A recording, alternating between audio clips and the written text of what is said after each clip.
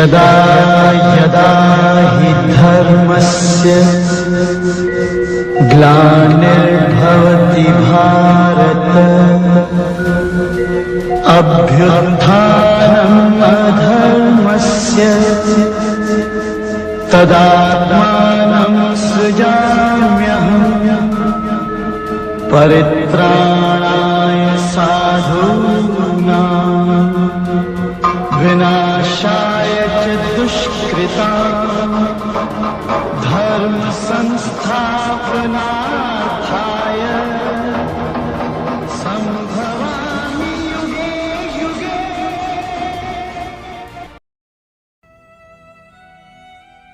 नमस्ते, जय हिंद, जय भारत।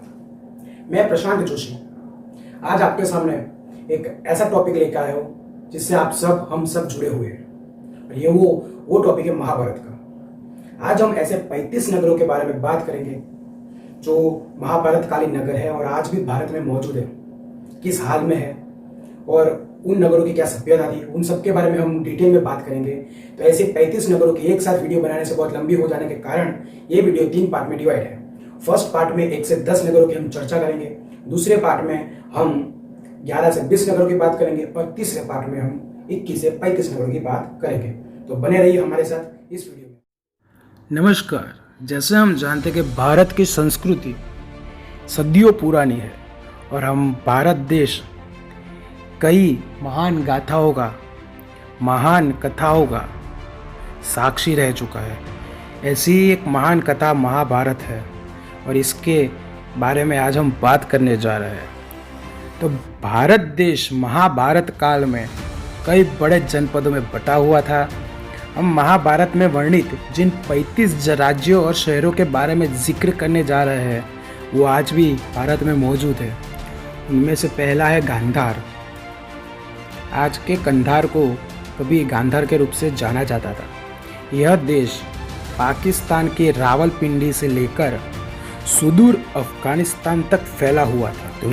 धृतराष्ट्र की पत्नी और दुर्योधन के मामा शकुनी गांधार के सुबल के पुत्र और पुत्री थे। दूसरा है तक्षशिला। तक्षशिला गांधार देश की राजधानी थी।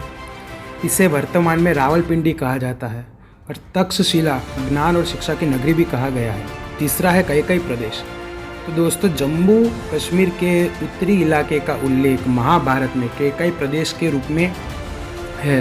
कैकई प्रदेश के राजा जयसेन का विवाह वसुदेव की बहन राधा देवी के साथ हुआ।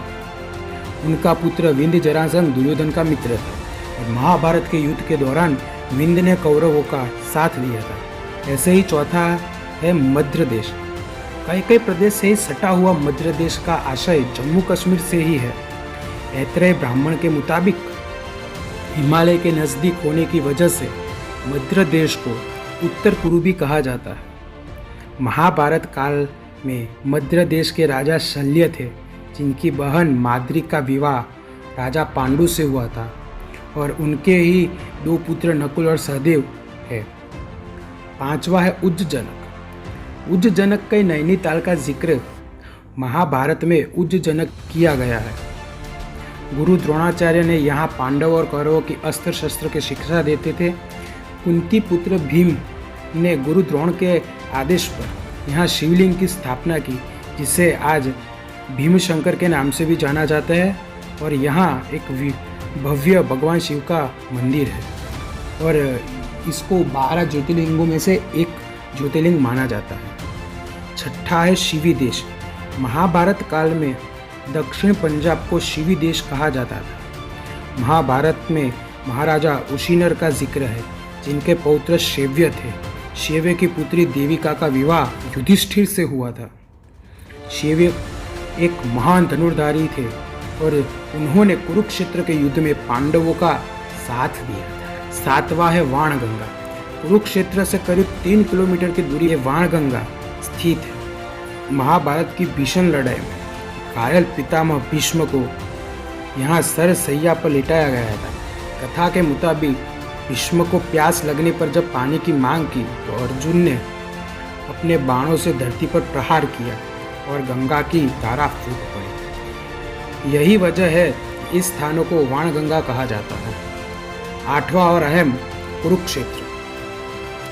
हरियाणा के अंबाला इलाके को कुरुक्षेत्र के नाम से भी जाना जाता है। यहाँ महाभारत की प्रसिद्ध लड़ाई हुई थी। यही नहीं, आदिकाल में ब्रह्मा जी ने यहाँ यज्ञ का आयोजन किया था। इस स्थान पर एक ब्रह्म सरोवर या ब्रह्मकुंड भी है। श्रीमद् भगवत में लिखा हुआ है कि महाभारत के युद्ध से पूर्व भगवान श्री कृष्ण ने यदुवंश के अन्य सदस्यों के साथ इस सरोवर में स्नान किया था। नौवां और अहम महाभारत में जिसका उल्लेख हस्तिनापुर के नाम से किया गया है, वो आज का मेरठ के आसपास के इलाका माना जाता है। यह स्थान चंद्रवंशी राजाओं की राजधानी थी। सही मायने में महाभारत युद्ध की पटकथा यही लिखी गई थी। महाभारत युद्ध के बाद पांडवों ने हस्तिनापुर को अपने राज्य की राजधानी बनाया था। और 10वां है वर्णावत। यह स्थान भी उत्तर प्रदेश के मेरठ के नज़दीक ही माना जाता है। वर्णावत में पांडवों को छल से मारने के लिए दुर्योधन ने लाक्षा गृह का निर्माण करवाया था, जो आसानी से जल सके। यह स्थान गंगा नदी के किनारे है। महाभारत की कथा के मुताबिक इस ऐतिहासिक युद्ध को टालने के लिए पांडवों ने जिन 5 गांवों की मांग रखी थी, उनमें एक वर्णावत भी था। आज भी यहाँ एक छोटा सा गांव है जिसका नाम वर्णावा है। तो दोस्तों, आज के 10 यहाँ समाप्त होते हैं। बाकी के 11 से 20 की बात हम दूसरे वीडियो में करेंगे। तब तक मुझे इजाज़त दीजिए। जय हिंद, जय भारत।